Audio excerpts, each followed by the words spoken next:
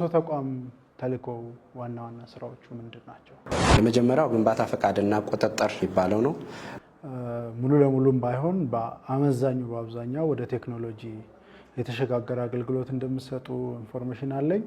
ተቋማችን በቋሚነት የኢ-ሰርቪስ አገልግሎት ተጠቃሚ ነው። ቀጣይ አሁን የተነሱና መነጋገሪያ የሚሆኑ ጥያቄዎች አንደኛ ህገወጥ ግንባታ ጉዳይ ተያይዞ ነው። ህገወጥ ግንባታ ሁለት መልክ አለው።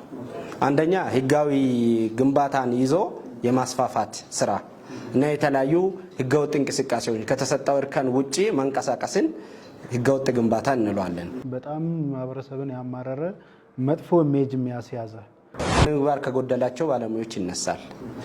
ህብረተሰቡን በማመላለስ በተደጋጋሚ እንዲመጣ በማድረግ ተገዶ ይህን ከማደርግማ እንዲህ አድርጌ ባልፈው ብሎ እንዲወስን የሚያደርግ ቴክኖሎጂ ዘርግታቸዋል። አብዛኛው ኢ-ሰርቪስ የተጀመረበት ተቋም ነው። ይሄ ግን እንደዛም ሆኖ የሚሰጡን ፊድባክ ሳቲስፋክተሪ ነው። ያን ያህል በጣም ከፍ ያለ ነው ባንልም ጥሩ ደረጃ ላይ ነን ብለን እንድንገልጽ የሚያደርግ ነው።